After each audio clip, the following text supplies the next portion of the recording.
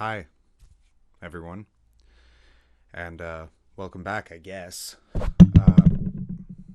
Don't mind that.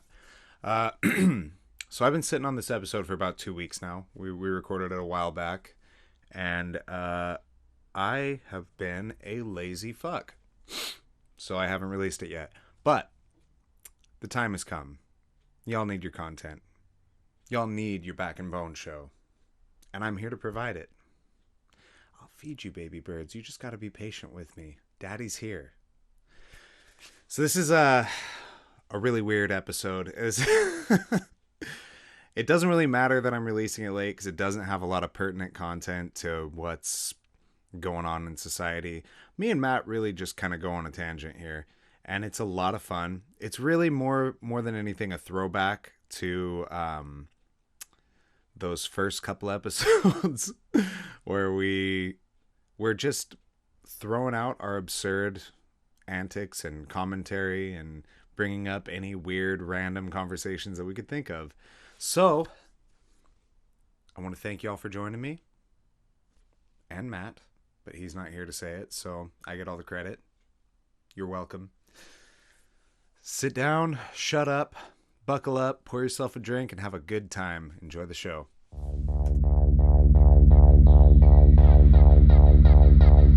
Shut up now. Picasso, I sue Casa. That come Shivu. Let the party begin. Your ears you keep, and I'll tell you why. What you just said is one of the most insanely idiotic things I have ever heard. At no point in your rambling, incoherent response were you even close to anything that could be considered a rational thought. Everyone in this room is now dumber for having listened to it. Yeah, well, that's just like your opinion, man. Take this quarter. Go downtown and have a rat gnaw that thing off your face. Good day to you now. I'm so embarrassed. I wish everybody else was dead. You know, I don't want to sound like a queer or nothing, but I'm really going to miss you guys when the show's over. All right. Cool. All right, we're back and drunker than ever. Matthew, welcome. Yeah. Rock on. Rock on, man. Back in bone. This is Back in Bone 20. Coming at you. How you feel about that? This Number is 20? We're 20 years old, finally. Wow. Yeah, our next episode we get to drink alcohol. Do you remember your 20th birthday? No. No, what did I do on my 20th birthday? I had a party. Sweet. Yeah. I had a seizure a week before my 20th birthday. Okay. Yeah. Good times. And then I was partying a week later. I was probably hiding from my father somewhere in the house on my 20th birthday. He's like sadly walking around the house going, Keith, where are you? I just want to celebrate. And you're hiding in the closet. No, Daddy. Please, no. It's more like he was lurking around the shadows with his crossbow, just looking for something to snipe at me with. That was the thing your dad did, huh? He had a crossbow. He did have a crossbow. So one time, this is a great story. So this one time, I was working 2 jobs at the time. I was very busy. I had and one part-time and one full-time, and I just got done with like a 14-hour day, and I was just wiped out. And I come home, and all the lights are off in the house, and I don't turn on any lights for some reason. I just walk straight to my room, open the door, and then turn my light switch on here, and I close my door, and behind the door is my father with a crossbow pointing it at my face, and I just froze for a moment, and then he pulls the trigger. It was not loaded. It just clicked. And I just had a moment there where I was just like, something about this is not surprising to me. This is how I'm dying. That's like the first scene in a horror movie. Right. It's like, what was that horror movie from the 80s? Like The Stepdad or something? Oh, Stepfather. Yeah. Stepfather. Yeah, with the guy from Nip Tuck. That's like the scene where like the dad first starts losing it. Yeah. He's like, yeah, I scared you, didn't I? Wink. And then wink. Like, yeah, it's like by the end of the movie, He rampages everybody. Really, all my dad said after that was like, "Pretty cool, huh?" Oh my god! Like, yep. And ever since then, we've all been terrified of crossbow Patron. I've never shot a crossbow. I mean, I've never shot one either, but I can't imagine it's much different from shooting a bow and arrow and a gun mixed together. Yeah, we have a bow and arrow in the backyard of my house. Sometimes I'll just go out there and yeah. I've been meaning to pick up like a cheap bow and just like shoot some shit. We got a lot of room in this backyard here, actually. I could set up a little target. Yeah. I would just be too afraid of like the bow going haywire. Sure. I lose an arrow. Yeah, my brother, he had a really big, he had like a longbow. Him and his friend Colin. This is when he was doing a lot of drugs back in the day. You know, that's the sort of thing that people who are on a lot of drugs come across. Get into bows. Yeah. Have you ever seen Garden State? Yes. There's like a really funny scene in that movie where they go to like one of his friends gets really rich because he invented a special kind of Velcro that doesn't make noise when you pull it. And it's been so long since I've seen Garden State. I just remember it was Zach Braff. Zach Braff, yeah. It's actually a really funny movie. Yeah. His friend is like super bored. Yeah. So they go to his friend's like mansion, and he's just shooting bow and arrows into the air for fun. And then they have to like, as it's coming back down, they have to like dodge it. Yeah. But yeah, that's fucking hilarious. I just remember the scene where he runs into that guy who was like his friend from high school. He gets like pulled over by the cop, and he's like, like, "Hey, last time I saw you, you were doing lines of coke off the and he has that conversation. The guy's like, "Yeah." Everybody has had that conversation at one point with their high school friend. Yeah, it's like sooner or later we all got to grow up, right? Yeah. Yeah. Time to grow up. Yeah. So Matt is repeatedly letting me down. I've been desperately trying to get this guy to watch Wolf Cop, and we were going to review it this time. I watched 18 minutes of Wolf Cop. It was before bed the other night. Strange nightmares. From what I surmised, apparently I missed all the good shit because I haven't got that deep into it yet. Well, the movie doesn't even really start until he becomes the Wolf Cop, which he hasn't even gotten to that I yet. haven't seen him become the Wolf. Yeah. I did watch the transformation earlier on YouTube, and it was actually a surprisingly good transformation. No, what I was going to say about it, because I rewatched it because I knew we were going to talk about it, was it has surprisingly good production value. Like, for a super low end movie with no famous people in it, the production of it is pretty good. The camera work. Well, there's a weird thing with horror movies nowadays where horror movies nowadays that don't have as big of a budget almost in some ways look better than the ones that do have a big budget, because the ones that do have a big budget entirely rely on CGI. Yeah. And it takes away from it, whereas the lower budget ones have really, really good practical effects. Yeah. And that's what, I mean, like, that's what you're going to get out of this kind of movie. Wolf Cop is, in no strict terms, a good movie. It's not great acting. It's not a moving script or anything. Nothing about it's really going to, like, change your life. What you're getting is an 80s horror influenced super campy film that is all visceral. There's no deeper meaning behind any of the lines or anything that happens in it. It is just a straight, like, it is a masturbatorial experience watching this movie. It's just for the enjoyment of it. It's very much a spiritual successor or sequel, if you will, to Teen Wolf. No. Wolf Cop is what Michael J. Fox grew up to be. I disagree in every conceivable sense. All right, it's not like that at all. But that's what I wish it was. Right, that's not what you're getting. Don't listen to him. He doesn't know what he's talking about. He hasn't even seen the movie. They did come out with a Teen Wolf too. Yes. And it had Jason Bateman as Teen Wolf. That was Jason Bateman in Teen Wolf 2? Bateman in Teen when Wolf he's doing the boxing and everything instead of basketball. Jason Bateman. Yep. That's been so long since I've seen Teen Wolf 2. Like, that, I know, that me takes too. me back. God, I had no idea it was Jason Bateman. How funny It was like one of his first roles. Yeah. Yeah. But as far as Wolf Cop goes, like I as a fan of ultra violent campy films, I think like a lot of you guys can get something out of it. There's one scene where they're cleaning up the bodies from a bar bathroom, and they they pull a face up out of the sink, and it's just the guy's face. Actually, multiple people get their entire faces ripped off in that movie, and I like that. That's just a big part of the Wolf Cop character. Yeah, no, face removal. Face rip. There's one guy gets his face ripped off in a meth lab, and it gets thrown at the car that the sidekick is sitting in. It's kind of like MacGruber's throat rip. Yes, yeah, it's his signature. MacGruber will rip your throat out. Wolf Cop will rip off your face.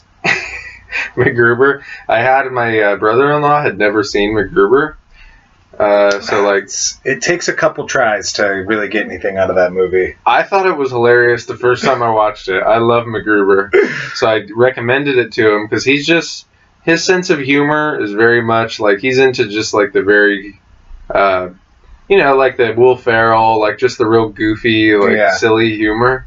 And so I recommended MacGruber to him, and I told him, I was like, it's going to be your favorite movie of all time. And it's like literally his favorite comedy of all time. He fucking was dying laughing. Speaking of Will Ferrell, have you seen Between Two Ferns yet? No, I was going to watch that. I just watched it the other night. It was really good. Yeah. I thought it was going to be like... I thought it was going to be just a bunch of like interviews, like how he does that. That's what I thought it was going to be too. Yeah. No, it's like a full-blown mockumentary. Like Okay. it has them like going across the country and stuff. It's pretty funny. Like, well, it's funny when I was Will Ferrell plays this like overblown like he plays himself, but the character he plays as Will Ferrell is like this almost like Texas oil tycoon, like out of his mind guy, rides around on a fucking motor scooter and shit. And he's just like talking shit to everybody. He's fucking hilarious. I'm gonna have to watch that. When I was on my way to work this morning, they had a clip from that movie where Zach Galifianakis is interviewing Brie Larson. Yeah. And he asked her, like, I was fucking dying laughing because he asked her, he just randomly asked her, he's like, when did you get your first period? What was that like? He asks her, he says, like, before the interview, I read that you are not comfortable with, or like you prefer not to be asked any questions that make you uncomfortable. So I'd just like to say real quick, when did you get your first period?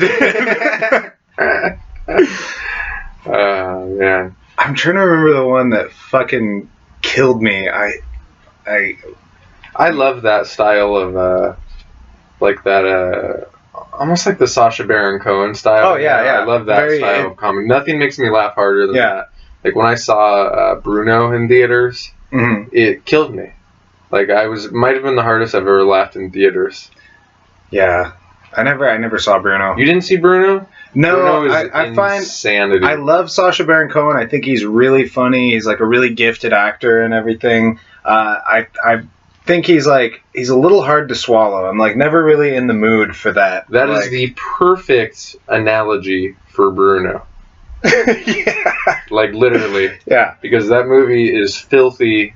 Yeah. Just filled with male nudity and like nonstop bombardment of just.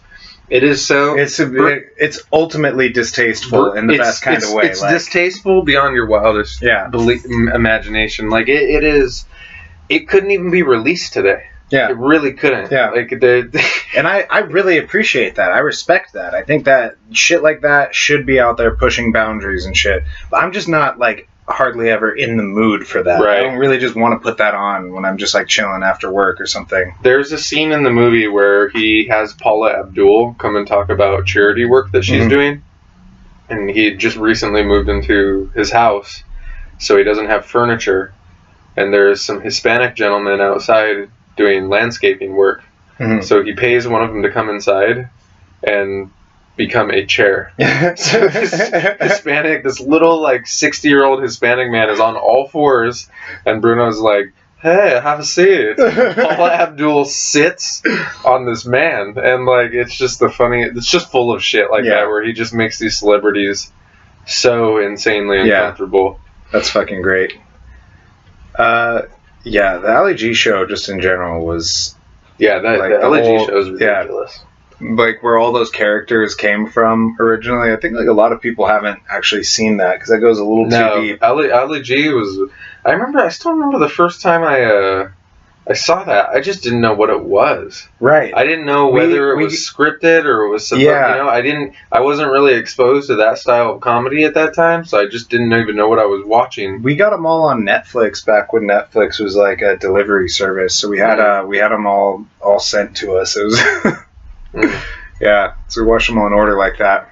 You know what was probably the first show that I watched that had that type of humor, that type of sketch comedy was The Man Show. Really? Yeah, it's because they would do a lot of skits where they would go out and interact with real people. I can't honestly think of any other show that I would watch at that age prior to that where they would do that frequently. No, I don't think there was a lot of call for that back then. I think that more or less started in the Man Show era. Yeah, I know that there was, probably plenty of shows prior to that did that, but that was just the first one that I had seen. But it wasn't necessarily the end, but it was that was more or less the beginning of the end of like the sitcom era. Right. Like we've drifted pretty far from that, and there still are sitcoms, but the ones that we have now have evolved so much that they're not really like a standard sitcom anymore. No, like, nobody watches any of the regular sitcoms that are out that I know of.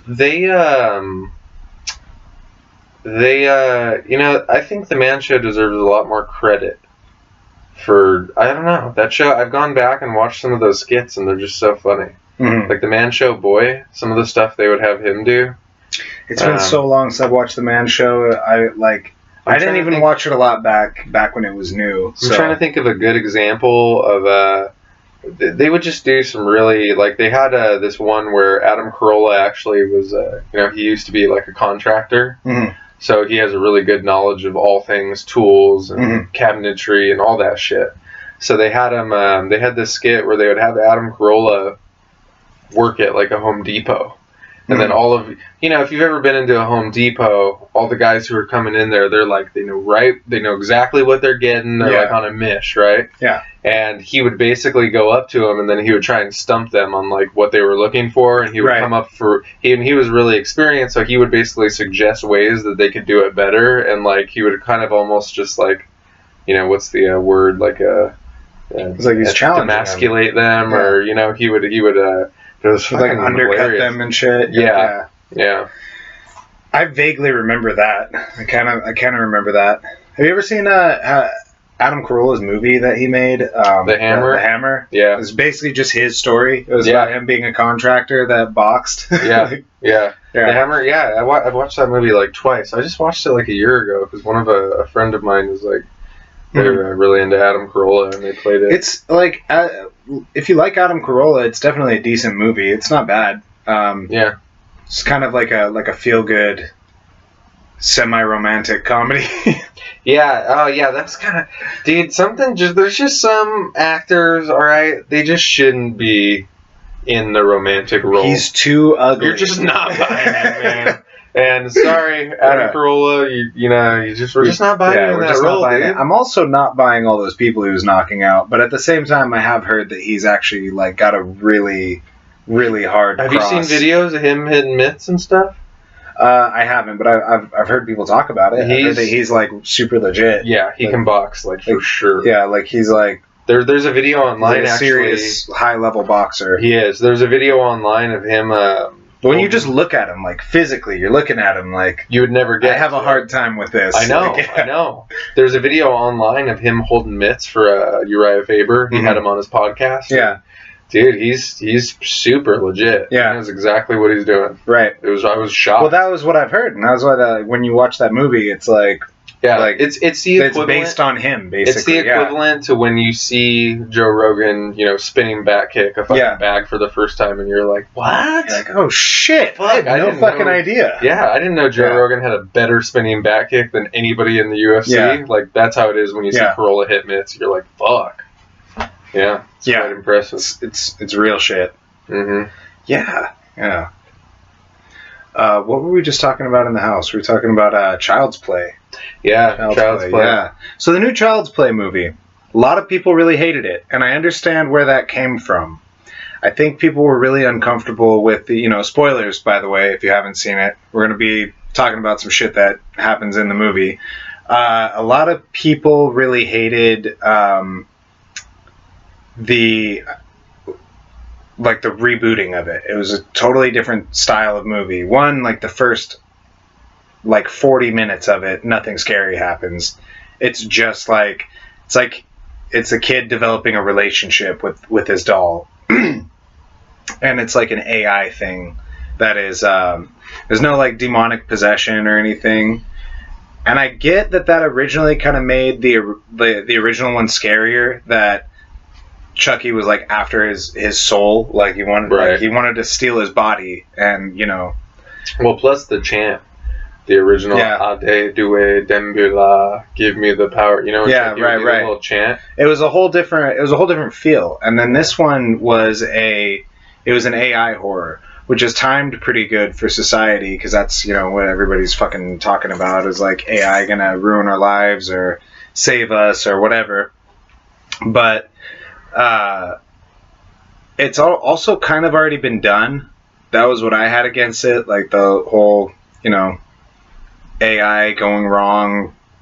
What are some of the big ones that there's so many. iRobot. Yeah, I was gonna say you could really just where Will Smith defeats technology all by himself. Was that the first time though where it had ever been done in a horror movie as opposed to action? AI? Yeah.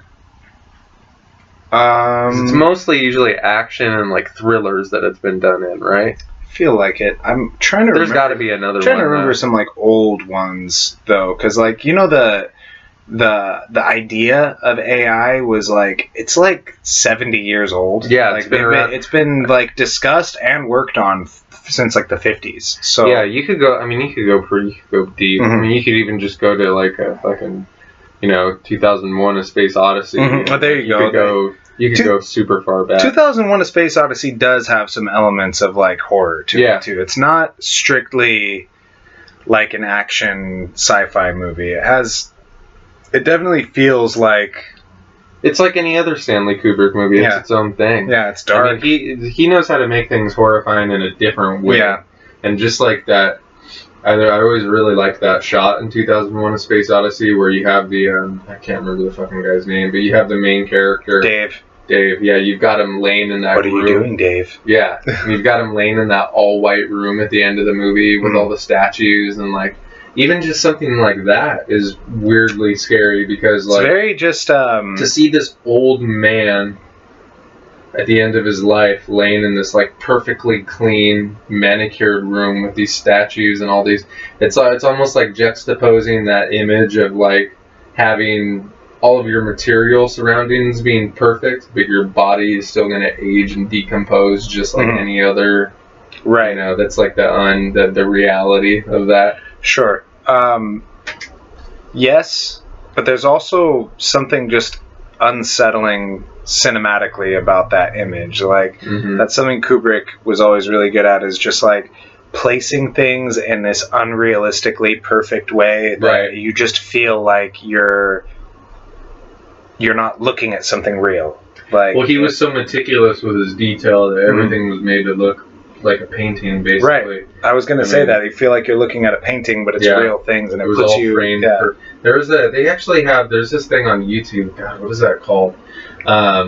Is it Cineflix or something like that? But this thing on YouTube where they'll break down just movies and movie frames and all sorts of different shit. But they did one on Stanley Kubrick, and they were talking about how he's a master of that, and how he's a master of taking the camera and putting it right where it needs to be to get a specific feel out of a scene or a frame. And they were talking about his most hated movie was Barry Lyndon, which was a fucking I don't even know what it was about, to be honest. I never watched it. I've only seen parts of it. I've seen the poster. Where it's just it has all these, a leg and a gun. It's got Barry Lyndon's got all these English aristocrats, but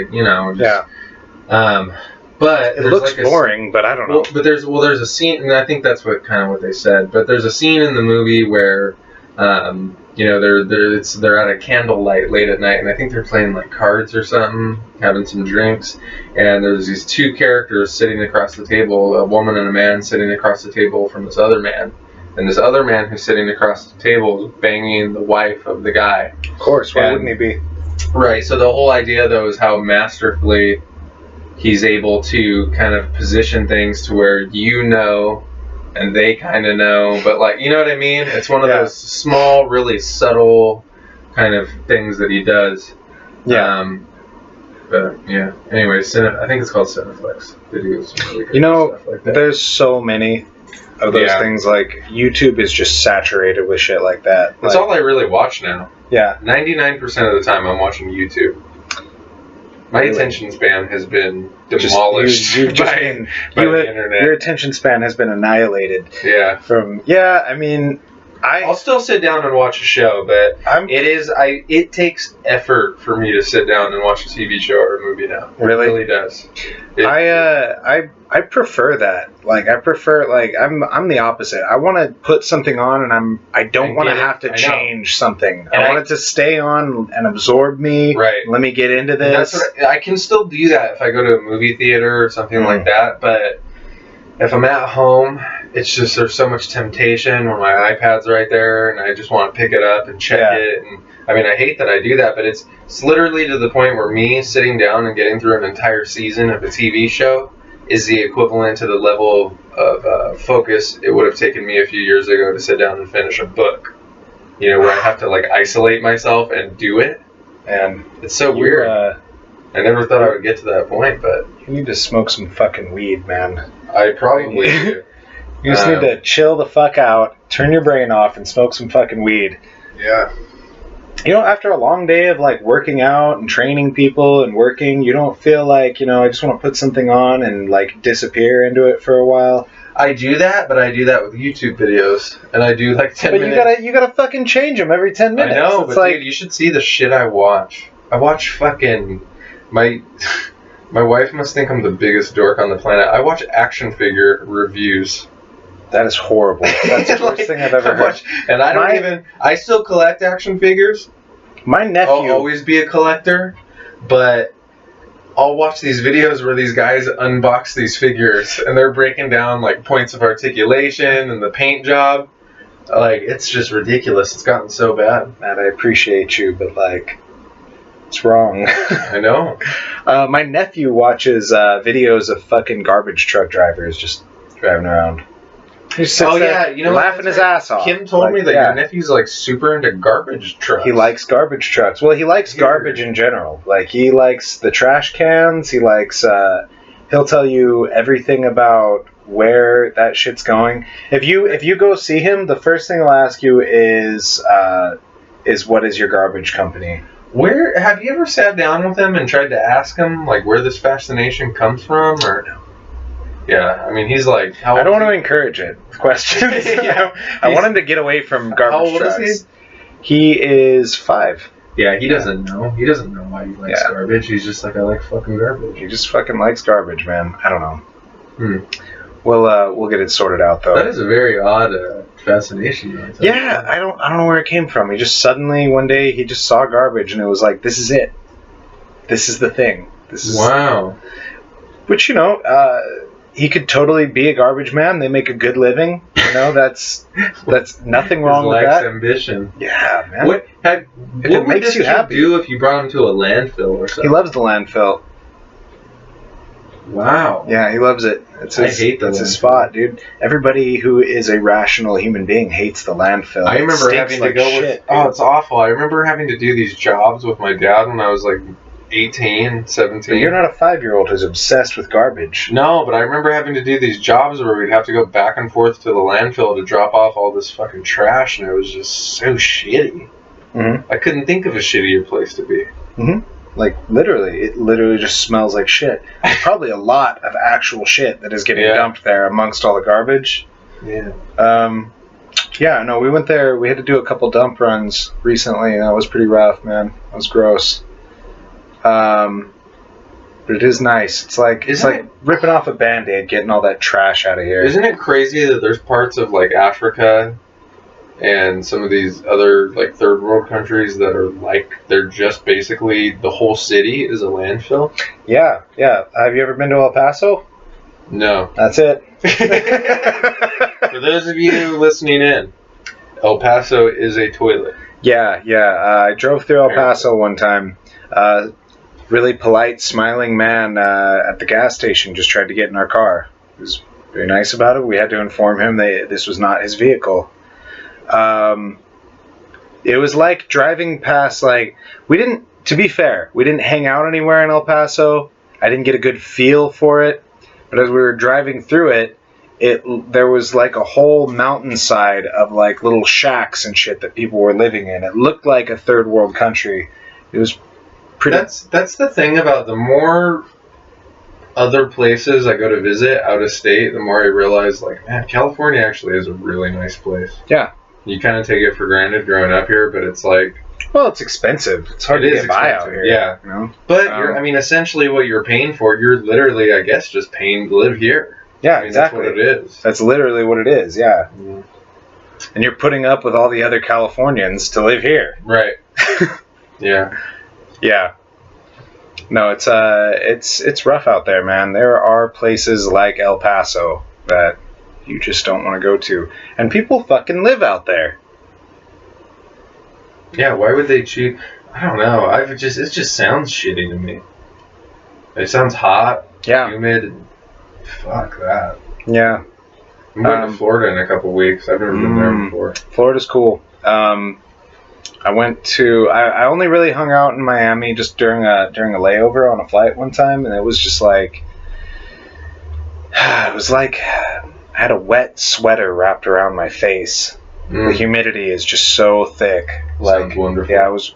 Well, it was interesting for definitely like a change of climate. Like it was so different that it really makes you realize like how different the weather and climate can be. Right. Yeah, and it was sunny, it was warm, it was nice, but the humidity was just so crazy. It was like thick. It was like heavy. That's the most fascinating thing about the United States is the fact that basically everywhere you go, I mean, every state is like its own little country, basically. Mm-hmm. Yeah. Because like we just got back from Santa Fe, New Mexico, and that's not the same place as when we went to Chicago. Those are two vastly different places that may as well be different countries. There is a pretty enormous distance between the two places, so you would think... Well, yeah, but it's just, they're just, even the, I don't know, like, when we went to Portland, alright? We went to Portland. Yeah. If you guys haven't been to Portland, it's just all white people. Sounds like a paradise. Everywhere you go.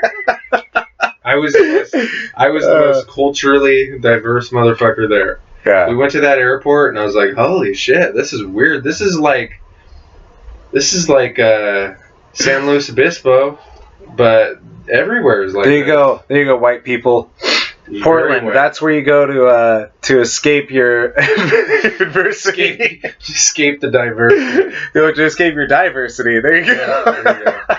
If you're tired of being persecuted, white people, by all these people of color, go to Portland.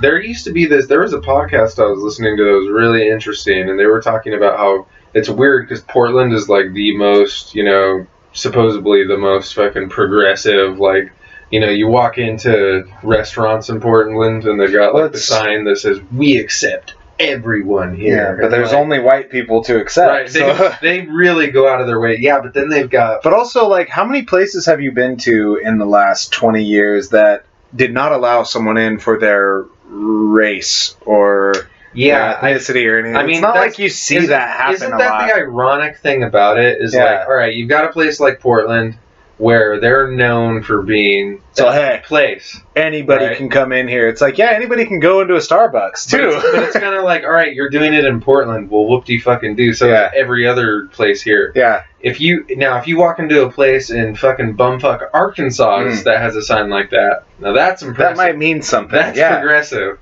But, Portland sucks, dude. Of all the places I've ever visited, that was by far the most boring. Really? I always hear such good things about Portland. It's really such a fun place. Like, okay, first of all, it was fun in the sense that I mean, shit, if you like coffee shops, I guess. There were some good places to eat, so that was cool, but, I mean, places to eat there are like theme parks. You're waiting in line for like an hour and a half. Really? Everywhere you go. Yeah.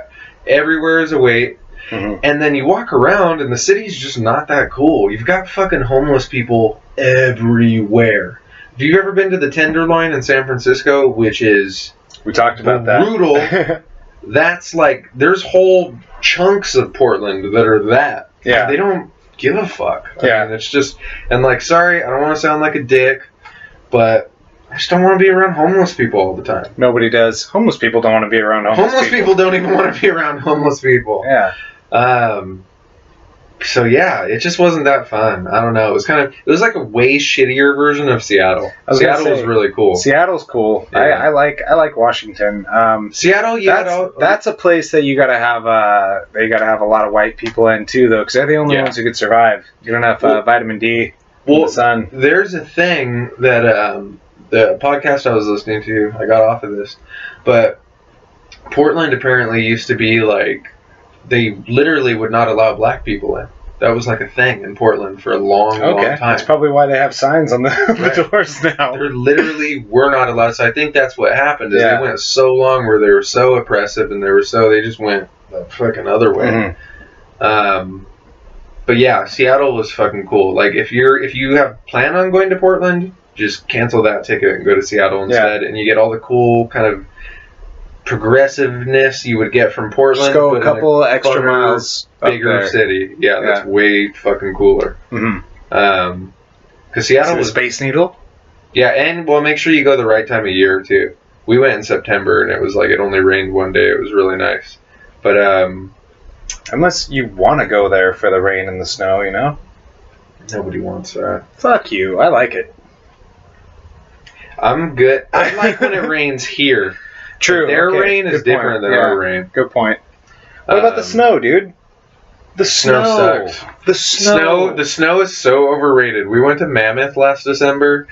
It was fucking shitty. It's great to visit the snow. Like, if you're just going to go up to Big Bear or something, like, that's real nice. We went for 5 days to Mammoth.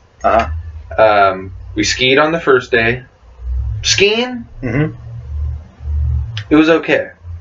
Not my favorite thing in the world to do. It was fucking freezing balls on that mountain. Mm-hmm. My toes and my fingers felt like there, and I was fully layered. Like I had the hand warmers and everything. Mm-hmm. But it was so ungodly cold, and just having to put the snow chains on your car. I can see you up there in your spats and your wind resistant top. With your shorts over your spats. I shredded that mountain like fucking Freddy Krueger. I fucking shredded. He's surgical. I was surgical on that snow. Yeah. I tore through that snow on those skis.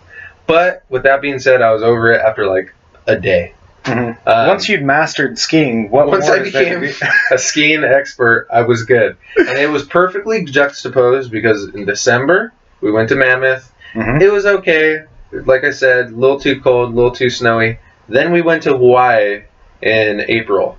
And I was like, Hawaii shits on Mammoth. Mm-hmm. I'm sorry, but tropical vacay in a place like that, there's no comparison between a cold vacay. So much better. But you can also drive to Mammoth today. Like, Hawaii is a little bit more of a skip if you wanted to get there. For sure. Yeah. And I got a heat rash in Hawaii, and that sucked. And it's also kind of you and your heat rashes. I'm always getting Hawaii heat rash, your fucking Santa Fe heat rash. Can't go anywhere hot. I'm probably gonna get a heat rash when I go to Florida in 2 weeks. You're probably getting a heat rash right now. It's hot. Just thinking about it right now, I'm getting a fucking heat rash. It's probably a good 85, 90 degrees in here. Yeah. Give you a heat rash. Yeah. I might have a heat rash. I'm developing. Why are you wearing a sweater? It's really warm in here. I don't know. I look like I'm 300 pounds right now with this on.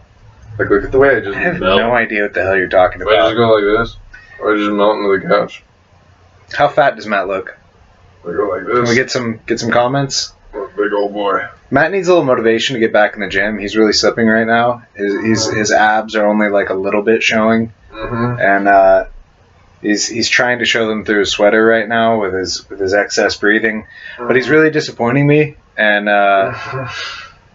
I hold a lot of weight in my self-confidence through Matt, vicariously. So I want everybody to send some comments on how fat Matt looks. Like, look at his face. Look at those cheeks poofing out. Look at that shit. Mm-hmm. Just a tub of goo. Yeah. Lord. Not like that at all. I'm getting more and more uncomfortable as this podcast progresses. I missed all the fights. I missed all the fights since our last podcast. I didn't see Gaethje and Cowboy. I thought they were going to play that at the at my work, and they didn't. It happened. I wasn't really surprised. It kind of happened as I thought it would. Didn't Gaethje just beat the shit out of him? That's what I heard. Yeah. Just Gaethje just. Well, then remember we did a podcast prior to that fight where I said it's either going to be Donald Cerrone like picking him apart. One of two things is going to happen: either Donald Cerrone's going to win, or Justin Gaethje's going to win. No, I got a little more detailed than that. I said if Cerrone wins, he'll be picking him apart for fucking however many rounds. Yeah. If Gaethje wins, it's just going to be a steamroll. Yeah. Well, we kind of talked about it. I remember saying that, like, after you're doing some shit with Siri over there. Oh, what? I remember saying that after that demoralizing loss to Ferguson, when he was doing so well, I didn't know if that was going to derail him. And I don't know if that's what happened. I haven't even seen the fight, but I mean, basically. Personally, I don't think it's that. I think that there's just certain styles of fighters that Cerrone just doesn't do well with. You know? Yeah, those really like fighters, like less athlete, more fighter. Gaethje, I was reading a interview with him this morning where he was talking about how he feels like his whoop-de-doo, everybody has said this, but he was saying that he feels like his style is like the perfect style for Khabib, and he was talking about I don't even know what he was talking about. I think obviously, but he did make some good points, and he was talking about because he was an NCAA Division I All-American, and he was talking about not enough for Khabib. But he was talking about how the specific style of wrestling that he was an All-American in was folk style wrestling. Oh, okay. Where it's different than freestyle. Yeah, folk style is weird. I don't even know the rules for folk style. Basically what he said with folk style is it's not like in freestyle you'll give up your back and just go belly down and you lose a point or whatever the case is.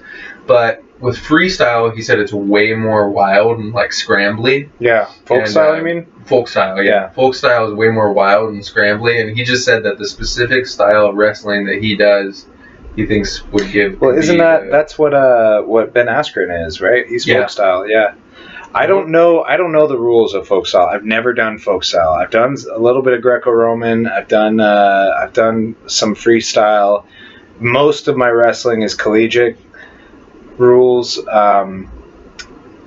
Collegiate's really scrambly. Collegiate is pretty scrambly. But when I hear folk style, I picture a giant hillbilly. Me too. A teenage boy, and him just squirming on the fucking ground. No. And this hillbilly is rock hard, just fucking ready just a giant, to grind that thing in there. A giant fucking hillbilly. This squirmy little wiry teenage boy, that's how he gets his man. I always think of just like some fucking hillbillies in a swamp fucking just wrestling like in their fucking overalls or half button overalls, just like they're like getting all scratched up in the bushes. You ain't never seen this folk style, boy. Whistling through their missing tooth and shit while they're going. Yeah, I imagine it just being this real silly, like funky wrestling style. It doesn't make any fucking sense, but they're just these hardened country folk. Country boy. Make it work. Folk style, what a name, huh? Yeah, right. It does. It just gives you that appeal, doesn't it? Yeah. Yeah. I'm gonna. Maybe there's like a style of sex they could create. Folk style sex. Folk style well, sex. have you looked under the categories on Pornhub for? No, but there must be a folk style. Folk style. I bet you there is. Are you gonna research folk style sex right now? I'm just gonna go on Pornhub. Yeah. I'm gonna go to the search bar and I'm just gonna type in folk style and see what we get here. You go ahead and go on Pornhub and find that out. I'm gonna go grab some more coffee real quick. All right. And Keep the people entertained. Hey, how's this look for a change of lighting? That's good. It makes me look very noir. I like noir. Noir's good. We're gonna go Batman for the rest of this. It's quite bright. Maltese Falcon Batman. So I'm gonna keep you guys entertained here as I take you on my journey into folk style. I'm on Pornhub. I just typed in folk style on the search bar, and I didn't quite get what I anticipated. I was thinking we were maybe gonna get some hillbilly action. First thing that pops up, Asian office lady effed hard by male folks at different places.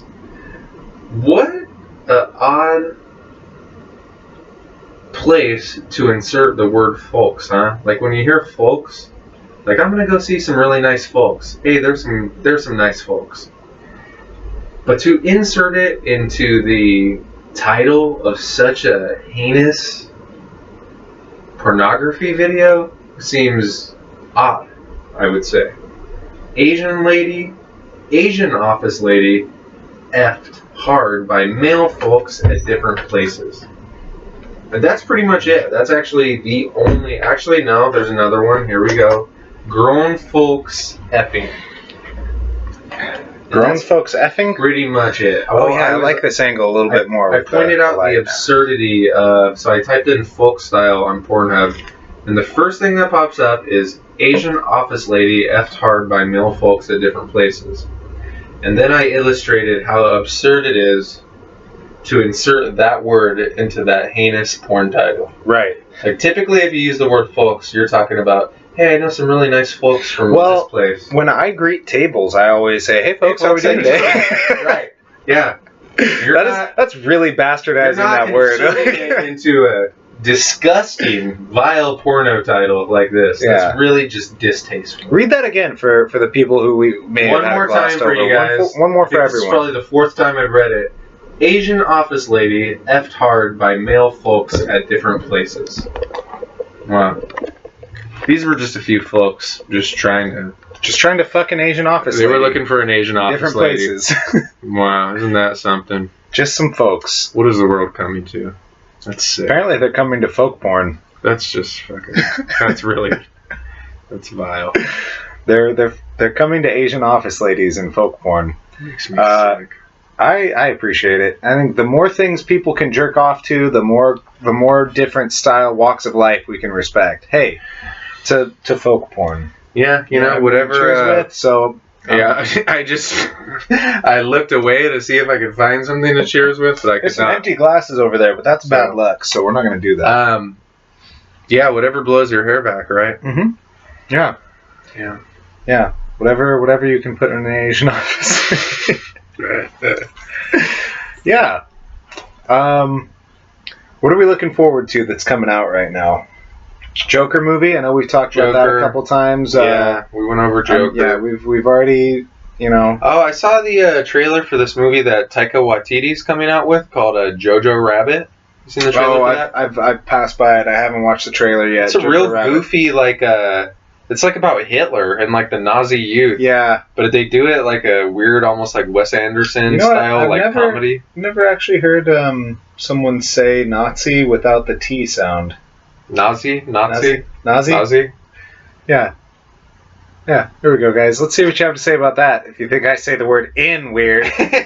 Matt's got a problem with the word Nazi. I'm surprised you don't say it like in Nazi. In Nazi. In Nazi. You know what? I don't call it in either, okay? It's in. You literally just said in again. You said in, as in... I'm going to punch you in the face. Walking into this room. Oh, N.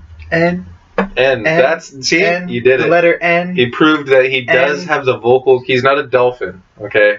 Dolphins, in case you didn't know... Can't pronounce N's correctly. Well, there was an experiment conducted by John Lilly where they fed dolphins LSD. This is a true story. Radiolab did a podcast about it. This woman lived in a house with dolphins, and they fed them LSD, and one of the dolphins My wife hates when I tell this story, by the way, because I've told it so many times. One of the dolphins never told it here, so. who displayed high levels of intelligence became fixated with the woman who was conducting the experiments and observing the dolphins. So she lived in this house in a bed that was suspended above the water while all the dolphins lived around her. Mm-hmm. Mm-hmm. So this dolphin became fixated with her, and he was hyper intelligent. And she determined that the only way, he was so sexually fixated and in love with her, she determined that the only way she would be able to test his intelligence and continue with the experiments was if she manually masturbated him every day. Oh, I have heard this. So that's what she did. Yeah. And then crazy shit, not only do they have recordings of this dolphin attempting to enunciate words, but they just don't possess the vocal capabilities. Yeah, the FOXP2 gene. Yeah, they have like if the dolphin tried to say my name, Matthew, he would go, ew. So he was trying to say that, but he couldn't do it. So they displayed like these high levels of intelligence, and this dolphin was so in love with this woman that when she left and they discontinued the experiments because they ended up getting in trouble, he committed suicide. And I didn't know that either. Not only do dolphins commit suicide regularly, they also murder each other. Mm-hmm. They have all of the same... All the things that make it great being a human. Right, yeah. Murder. All of the beautiful love things and depression. that are unique, that actually, that we think are unique to being humans, but they're not. They're actually... All the stuff that makes us human. Yeah. Murder, That's why it's almost kind of funny when you hear, like, when you hear somebody who's like vegan or vegetarian talk about like animals, and it's like, do you fucking realize how ruthless animals are? Oh yeah, they're so goddamn ruthless. The one that gets me is the amount of animals that are killed with farming, like with the manufacture of grain. I know. Yeah, the manufacture of grain. So it's like we're eating the animals and getting something out of the ones that we're killing for meat. You know, right. Like. Yes. The problem is life eats fucking life. You can't get away from that. If you want to be alive, you have to eat something that's alive, and something has to die. Exactly. Plants, like I listened to a radio lab on how plants communicate. They have underground networks of roots. The roots have these little cilia that grow off them that they match the inner workings of the human ear. Yep. They're the exact same thing. They hear the way that humans hear. Yeah. But their hearing is way better. It's like ferngully. If one tree is chopped down, it sends out signals through a network to all the other trees that there's a potential danger. Yeah. So it's like that's when you they have defense mechanisms too. Like plants actually they let out phytotoxins when they hear that when they can hear the sound of animals eating the leaves. That's also part of too when you chop up. Dr. Rhonda Patrick talked about that, where she says that if you're going to eat like garlic or just anything, basically you should always chop up the vegetable first if you eat it raw, and then let it sit for 10 minutes, because then it actually the plant will release those. I don't know if it was phytotoxins or what. I don't remember what it was called, but it actually releases. I just assume that phytotoxin is the right word because I know that has something to do with plants. We'll just say it's phytotoxin. It actually releases a chemical that makes the plant more digestible. Because if you eat it raw, it has, just like anything else, it has a protective mechanism. It doesn't. The plant doesn't want to be eaten. Right. Like any other living organism, it resists being hunted, essentially. So it's a real fucking shame, but you don't get to be alive without fucking killing things. No. Inherently, we are murderers to exist. Yeah, that is the cycle of life. Everything that is living lives off of the energy of something else. Yeah. Totally respect anyone's decision to be vegan. That's fine. But don't give me shit for eating meat. Well, the stupidest argument is when somebody says, well, if you look at the construction of the human jaw, it wasn't meant to eat meat. And it's like, really? Why the fuck does it process meat so efficiently then?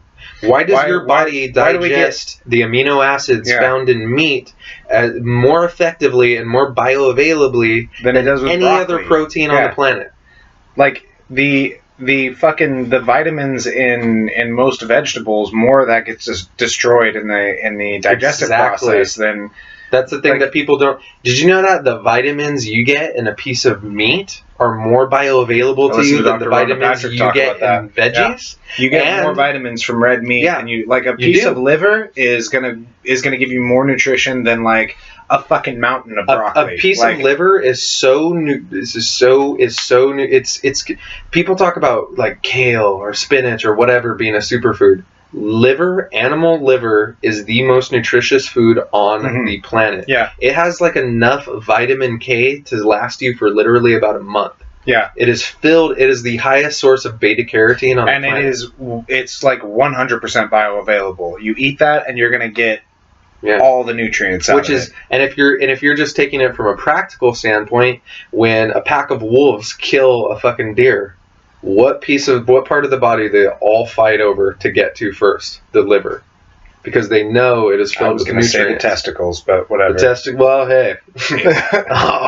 I'll munch on a nice pair of balls if I need to. I'll have a nice Rocky Mountain oyster if there's nothing else on the menu. I mean, I don't care. I don't care if the liver's more nutritious. I'll still take my balls over the liver. I'll go for the balls every time.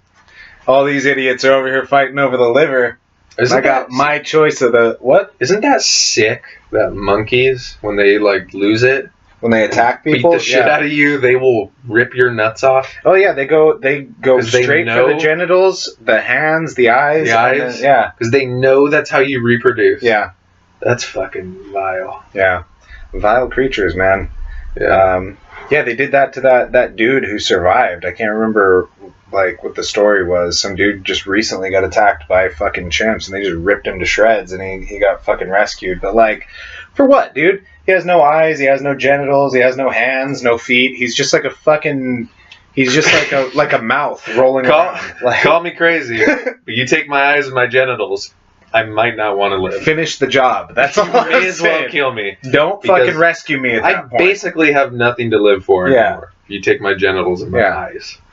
I'm all out of stuff. Here's a good question. Like, might be the best question I've ever thought of in my life. Genitals or your eyes? Pick one. Genitals or eyes? Fuck, man. That is really hard. A really hard one. What about like one nut and one eye? Like a crisscross. You take my right nut and my left eye. It's like a crisscross. That seems like a sweet deal compared to having to choose just one. Yeah. Fuck, dude. I'd have to think about. I'd have to ponder that long and hard. No pun intended. Yeah. Because that's a really tough question. Well, I mean, the thing is this. Can live a pretty there's a lot of blind people out there living pretty full lives and everything. That's true. How many eunuchs are out there with just nothing? That's true. Just scooped out that are really just having a good time going through life. I feel like I gotta go with keep my genitals. And isn't that a funny thing? Because the biological impulse to mate is so strong that you would give up anything for it. Really, it's like you lose your you essentially lose like your humanity when you lose it. There's a huge amount of your existence and identity as a human being that is taken away with that. Yeah, like, it ultimately all is in some ways. Yeah, I mean, really, when it comes down to it, there's no other. That's why you do everything essentially, dude. Sex is just like the best. Just get rid of that. Yeah. Sorry, I had to second guess. I was just saying there is one thing I would pick over sex. Just a really good massage. I might choose over sex. You say that now, but go a really long time without sex. And well, yeah, all right. If it was, but damn, dude, when you're getting like a real good massage, like where they oil you up and you're good to go. Is there anything so you better give up your genitals to have regular great massage? I'm not saying that. I'm simply saying that if I lost my genitals, you could still get massages. Massages wouldn't be a bad substitution. That would be... Actually, it would be a bad substitution, but it would be better than... I guess that would be what I would go to then. Even though it's a different type of pleasure, but... Yeah, I mean, it's... where else are you going to go, you know? Yeah, there's nowhere else to go. You're fucked. Well... And if you use... For lack of a better word. If you lose your eyes, you could use echolocation. Have you seen that? Yeah, I've seen people doing that. That kid with no eyes that plays basketball, and he clicks his tongue. He's like, Yep. For those of you that don't know, echolocation is a technique used by blind people to... basically, you become Daredevil. They become Daredevil, yeah, from Marvel Comics. Yeah. They literally just go... And they can feel the vibration that bounces back, off like the sound. like our friend the dolphin. Mm-hmm. Mm-hmm. Much like our murderous, suicidal friend, the dolphin, the friendly dolphin. Friend, the friendly dolphin. The aficionado of a fine hand job, the dolphin. The first time I saw echolocation was on the Ripley's Believe It or Not TV show in like 1998. Mm-hmm. And they had this dude they had him drive a car, they had him ride a bike. This guy could do everything. Mm-hmm. He had honed this technique so masterfully. Yeah, I remember seeing that. The guy on the bike, and he's just going... Yeah, just clicking around. And he could do everything that fucking everybody else could do. Yeah, it's unbelievable. Just walking around, no cane or anything. He's just clicking his way through life. Will we ever see a blind UFC fighter use this echolocation? We already saw a one-armed. We saw a no-limbed. That's right. He was like a Nebraska state wrestling champion. Yeah. And I've heard different theories about him with what makes him difficult to wrestle. Do you think that's legit though? Well, he's a wrestler though, right? Not a fighter. But he fought a pro MMA fight. Did he win? I don't remember if he won. It was a long time ago, and I feel like the guy just kept kind of like sidestepping him and throwing like round hooks at him. Yeah. Here's the thing. This isn't me taking a jab at him. This is a fact. He's on all fours. Taking a jab at him, huh? Man, that was really tasteless. No, fuck you. He's on all fours. So you can't throw knees at him. You can't kick at him. You have to punch him. That's the only thing you can throw at him. You know, he has been wrestling for his entire life. So even without like limbs, he knows how to use his body to wrestle. He wins matches, so he must be able to do something, you know. Right. So he's an effective wrestler. So if you get too close to him, you're putting yourself in range of his specialty. And the only thing you really do, you can't punch him in the back of the head. And he's down here, so his targets aren't really open. He's a tricky guy to fight in that sense. So there's something to it. Right. But I'm not about to sit here and tell you that a guy with fucking no arms and legs is at an advantage. No. Yeah, that's just silly. Yeah. Exactly. The first thing I imagined in my mind, until you pointed out the fact that he's technically a downed opponent, but I just pictured somebody just running full speed and just like missile drop kicking him, and like you can knee and kick him in like the ribs and stuff. If you can post his head and you can come off to the side and work. That's a psychological advantage in some ways though, because nobody's really gonna want to unload on that dude. Right. That was something else that people were saying too. It's like the guy I remember. You'd have to be a heartless motherfucker to really just want to unload on that dude. Maybe he's a dick. Maybe he is a dick. Maybe he's super entitled. Everybody's pampered him his whole life, and they're like, you know, maybe he's just gotten everything he's ever wanted. Yeah, maybe he's a total prick. Who knows? Yeah, I don't know. I wanted that little bit of silence. That statement. It might be a dick. Really, all he is a dick. Wow. And eyes. And God, poor guy. Yeah, no, good for him though. Fuck, he made it work. He's also not a complete amputee. He's not just a torso. He has like nubs on everything. So he's got little like paddles to work with everywhere. God. It just any way you try and make it sound, it just comes out sounding even worse. He's got paddles to work with. Little nubs, little paddles. Dude, you should see this guy lifting weights. It's cool. He puts like straps on his little nubs and he just goes like... He probably can deadlift a shitload too because he's super close to the floor. He's like vicious strong. Like that's what everybody says about him. He's just crazy fucking strong. He's a little tiny ball of muscle. If you look at some of the best like Olympic weightlifters ever, they have really short levers. Mm-hmm. Yeah, you know their arms and legs are look borderline deformed. So. Well, I was watching that. I was watching that one-armed Muay Thai fighter the other day at work. They had some old lion fights on, and he was on there, and he had his. I never fucking remember this dude's name, but yeah, he's the one-armed dude. and he had the glove strapped onto his fucking forearm where his arm ends, and he just was fucking cracking this dude with it. It was just so gnarly. Like, and I was just looking at it going like, that's got to be just the craziest power. That's like landing an elbow. Yeah. It's just an inherently short cross every time. Like, boom! Like, did you ever see, there was a kung fu movie from like the 70s called Master of the Flying Guillotine? I know of it. I never watched it. I've tried to look it up. It's hard to find, man. It is. Where it's the guy has the thing that he throws around. Yeah. And like, yeah, and the main character in the movie is a one-arm fighter. Mm-hmm. And it's very crudely done. Like, you can tell he clearly wasn't a one-arm fighter. But like, it's also it's one of those campy classic kung fu movies. It is, like, yeah. I like those. I like those. They're good. What do you call it? I remember we ordered it through. You were talking about Netflix Mail DVD earlier. Dude, they had a lot of those. That was where I saw a lot of that shit from. Somebody I was listening to the other day said that Amazon does that now. Do they? Where you can literally just pick Rob Zombie on Joe Rogan's podcast. You can have that. How fucking dope was he? I never knew Rob Zombie was so cool. He's cool as fuck. That was a very interesting podcast. That was one of my favorite ones I've ever heard. Me too. And I never thought I would like Rob Zombie that much. He's just such a cool guy. You know how sometimes you'll just hear something and for some weird reason it makes sense? Mm. The moment when Rob Zombie said that he got his start as a PA on Pee-wee's Playhouse. Yeah. Something about it just made sense. Something about that just was like, Rob Zombie was a PA, production assistant on Pee-wee's Playhouse. Yeah. Yeah, and just him talking about New York. I really liked when he was talking about what New York used to be like. And how he said he saw a dead body.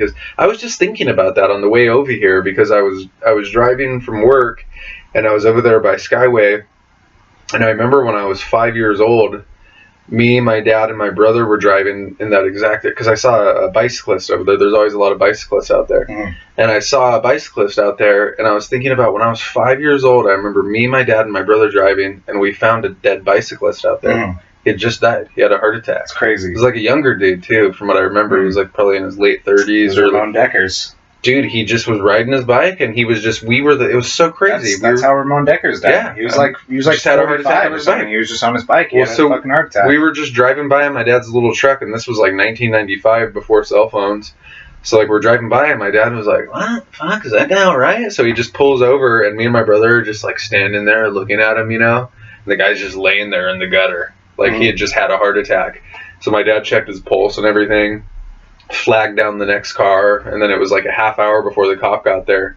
But just what a weird random ass memory, you know? Just seeing this shit. That's what's really cool about podcasts. You hear these different people and perspectives and everything, right? And it triggers things that you fucking just wouldn't have even thought about. You know? What tripped me out about Rob Zombie just right off the bat was how his voice is like interchangeable with Dave Foley.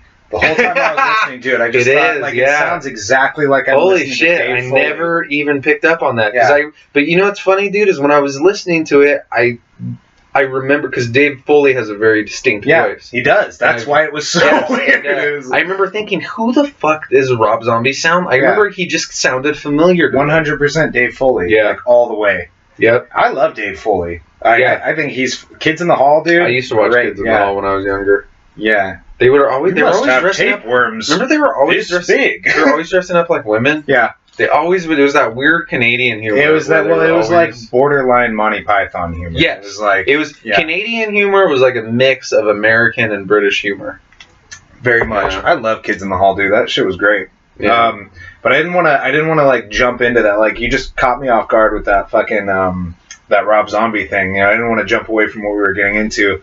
But what he said was you can order movies on Amazon that you can't find actual copies of or can't find them anywhere, and they'll burn them to a disc and send them to you. That's super cool. It is cool. Yeah. Yeah, that would have been like because I remember being like a teenager, and there was movies like that were like, especially in the horror genre. Yeah. There was movies that were like mythical, you know. Right. I remember one that was like Cannibal Holocaust and Cannibal Holocaust is around. You could find that. Well, but there was another one called that. But I was using that as an example. But there was another one that I really wanted to see that was called Cannibal Ferox, which like came after, and I think it was inspired by it. But I remember, so what I would do, because these movies were so hard to find, you could go on like Kazaa or LimeWire, and you could download the trailers to the movies. Yeah. So I remember I would just watch these trailers to these obscure, gruesome, like 70s horror movies, and just be wondering, like, I wonder what that movie's like, Well, me and, my history of, like, just watching all the crazy movies that are just not available anywhere. Yeah. You're not going to find them at a video store. You're not going to, but I found this movie that it's not, I wouldn't call it like a really good movie, but for one of these like really dark, twisted, horror movies, it actually was like kind of cool. It came out in probably like 2012 or something like that.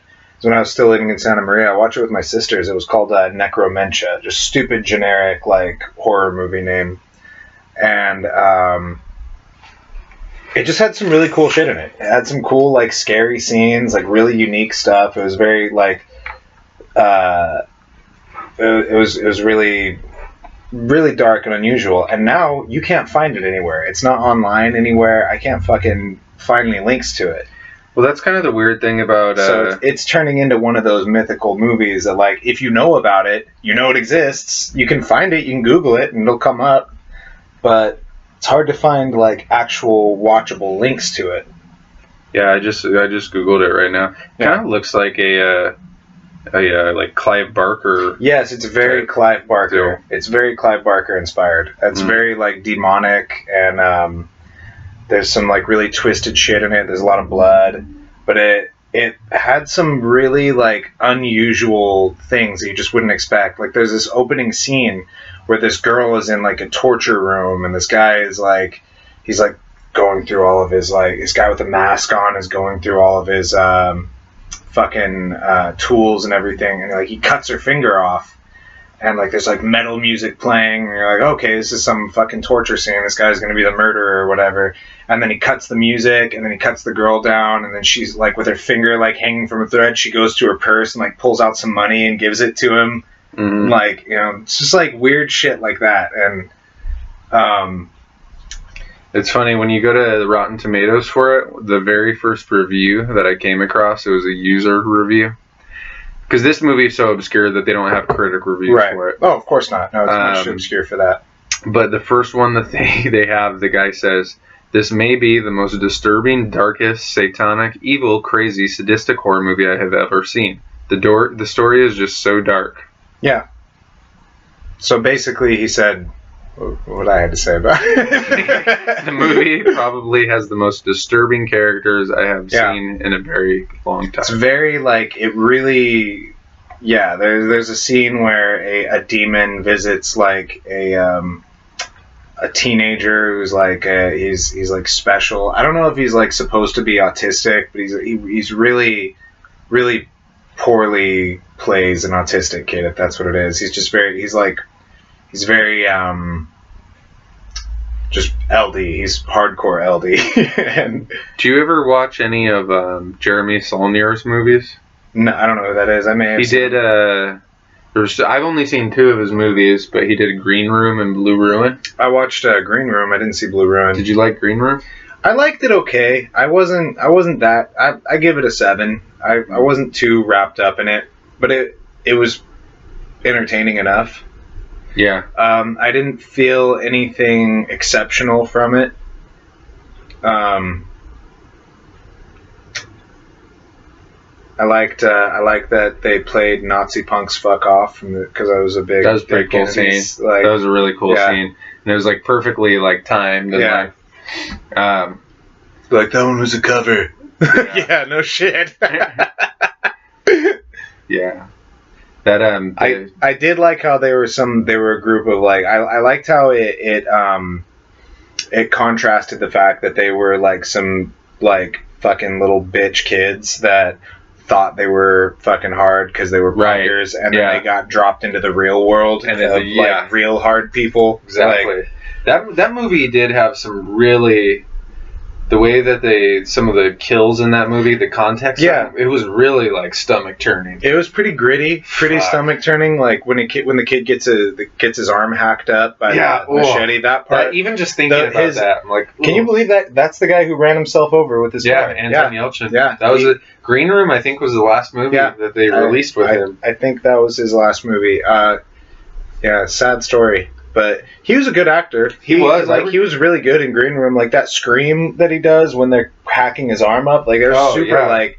That was the part that really made that scene really gruesome. It made that really like stomach turning. Was he sold it with his reaction. Yeah, Goddamn Patrick really Stewart. did. And he was then they got Patrick Stewart as the evil dude. Yeah, and how about that, right? And then you know what other than him getting his arm hacked, which was just brutal, was the scene where the kid is the drummer, I think it was. He's trying to escape through the window, and and it's like, oh, yeah, fuck, yeah, that had some brutal shit in it. You guys should check that out if you get a chance. He was the drummer was the John Boy from Peaky Blinders. Yeah, remember he does jujitsu. He does jujitsu. He like has the guy. That's how they secure the guy. He just puts him in an armbar. He's like, I just hold this, pull it back. Yeah, arm snaps. It was kind of cool to see them do that, because that's basically, if you did have a guy who had any training and then everybody else in the room didn't train at all, that's pretty much what would happen. Yeah, you know, like he would just wouldn't know how to defend it. Oh, for sure. Yeah, I mean that would work fine. Just snap that fat dude's arm off, and you know, it's pretty. For those of you who have never had your arm broken, it's pretty debilitating when you get your arm broken. Not only is that arm at that point useless, you're in a shit ton of pain. Yeah, it fucking hurt. I had both of my elbows have been broken. Mm-hmm. So like when I was 5, I broke my right elbow. I fell off the top of the bunk bed and tried to block my landing. Oh no! And they had to do emergency surgery on this one and put like pins in it. So that's why I have that long scar there. Yeah. I barely remember that, but I do remember distinctly breaking my left elbow when I was 10. I was doing professional wrestling with my friend. Mm-hmm. We just watched WWE SmackDown. Well, that's when you want to do professional wrestling. He went to go perform a DDT on me. And if you guys remember the way The Rock did a DDT, The Rock had a very distinct DDT. He would headlock you, and then he would like kick his leg out as he DDT'd you. It was like a real snap. Yeah. So we were doing that style. And he went to snap back, but I wasn't prepared for it. So then as we were going down, I went to block it with my left arm, and I still, till this day, like, you know how when you snap your neck and it goes, it was like that times 20. Like that, but way louder, I remember feeling the crunch, just the and then I just remember like I would think I went into shock. I remember I just grabbed my arm and I just popped right up and ran into the house. And I was laying there on the couch and I was like, dude, I don't know, I think you fucking broke my arm, I don't know. And he's like, well, he was such a little dickhead too. He wasn't even apologetic about it or nothing. And I was like, I can't fucking wrestle anymore. And the funniest part about it is right before my dad left the house, the first thing that he said, he was coaching Babe Ruth baseball at the time. And the first thing that he says when he leaves the house, he goes, Matthew, don't be doing any fucking wrestling. Swear to God, last words. And I break my arm. Perfect. He comes home, and I laid there I was so afraid to tell my dad my arm was broken because of his reaction that I laid under a blanket for 5 hours with a broken arm. And it was throbbing. It felt like I had a heartbeat in my arm. It was just going... And I was just laying there like this, holding it, and he comes home and he was like, hey, what's wrong? I was like, oh, I'm just not feeling good. Stayed under the blanket. So then my brother I broke my arm at like 4 that afternoon. My brother got home at 10 that night, and he walks in and I was like, dude, I think I broke my arm. And he was like, well, let me see it. And he wasn't thinking it was going to be that bad. And he was like, fuck. I was like, dude, you need to go to the hospital. That's broken. It was like my little skinny 10-year-old black and swollen, fucking Lexington steel-sized arm was swollen like as big as a softball. Yeah. And he was like, so then he called my mom. My mom comes right home. I was like, I don't want you to tell Dad. My dad comes out. What's the first thing he does? God damn it, Matthew, I told you not to be fucking wrestling. He did exactly what I thought he was going to do. Yeah. He comes and he looks at my arm. And he was like, it's broken. Take him to the hospital. It's broken. And that was it. Get him out of here. And they fucking... Put him in the trash and get a new one. It's broken. Throw him away. Yeah. Yeah. The most painful break I ever had is actually a dislocation. So I've had a bunch of little breaks all over my body. I've fortunately never like broken a big bone. I've never had a full like boom clean break on anything. It's just little shards, little like snaps, but the worst one that I ever got, like most debilitating, was what the doctor described as a Les Franck dislocation. I don't know how it got that name, what that means. But what a Les Franck it's very poetic, right? Sounds very European, very classy dislocation. What that is on your foot. I don't know, is it the tarsal or the metatarsal? Which one is it? For your foot? It would be your tarsal. It would be your tarsal, the one that goes all the way up to the ankle. So what happened was, I was in wrestling, and I tripped on a split, a divot between two mats. And I fell on my ass with my foot vertical, and the guy that I was wrestling with fell on my foot and rotated it all the way over. Ooh. And so my ankle sprained. And then, but with the sprain of the ankle, that little tarsal just popped out. Oh. And the doctor, when we went, he was just like, well, there's nothing you can do about it. You just have to let it heal. And did they pop it back in? Or nope, did it... you can't. You just have to let the muscles heal around it. You can't pop that back in.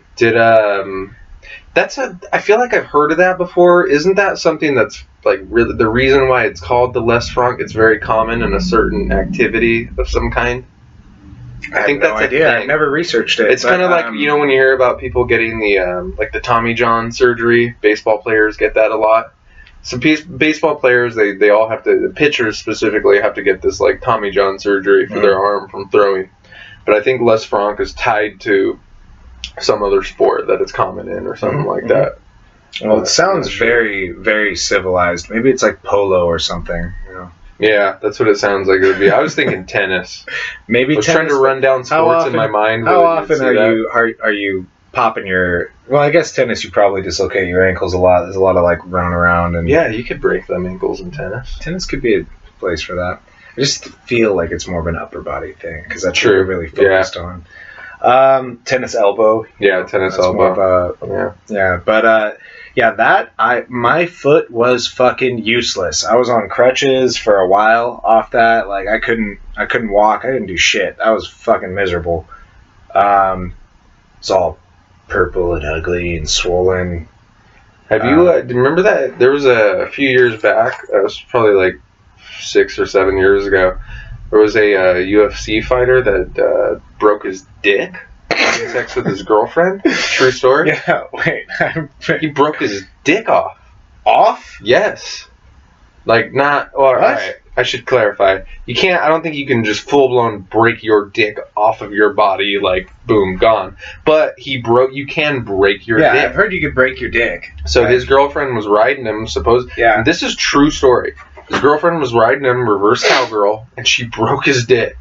Yeah. And then she promised him a threesome as an apology for it. Yeah. You break my dick, I better be getting a little more than a threesome. Yeah, a threesome isn't going to cover it. I'm going to need a gangbang. Not on myself. Wait. What? Wait. No. just in numbers. We're just talking numbers. I'm going to have to clarify that. You have to I don't want to be the one getting banged in the gang by the gang. I'm here for the gang. I don't want to get banged by the gang. I want to be banging a gang. I want to bang a whole gang. Yeah. Let me see if I can find that story. Yeah, that's. I mean, I'm not really sure why this. I'm not sure what the significance of. Yeah, Ray Elby, this fucking dude. Broken penis, MMA fighter Ray Elby. This guy was on the Ultimate Fighter. Yeah. Ultimate Fighter suffers broken penis. Broke dick. Suffered a horrendous injury while having sex with his girlfriend recently. Essentially breaking his penis and passing out from the pain. Yeah, I mean, that sounds Horrible. Wow. Man, that's something else. He was having sex with a girlfriend who was on top. When she bounced on a little too high and crunched his erect penis. According to Ray, his penis was fractured and blood was everywhere. Ray says he immediately passed out from the pain. Holy shit. Jesus Christ. Alright, wait a minute. The fucking whoever wrote this fucking article deserves a Pulitzer Prize. The fighter says he learned a hard lesson from the experience and will never let his girlfriend be on top ever again. LB also explained, in an attempt to make it up to me, my GF has promised me a threesome of my choice when we get back to the Philippines, which usually has some solid talent. Ray Elby, man. What a guy.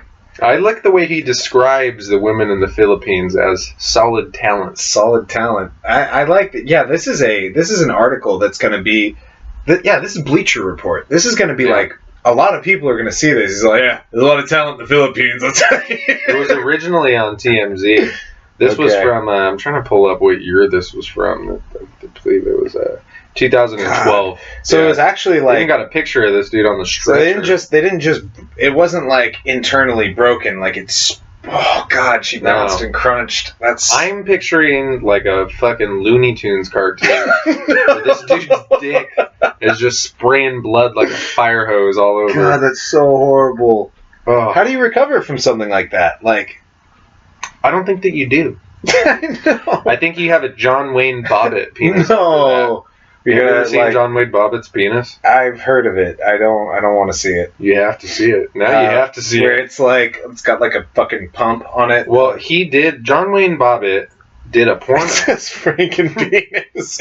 I know. He did a whole porn with his Franken dick, and he went on Howard Stern to promote the movie.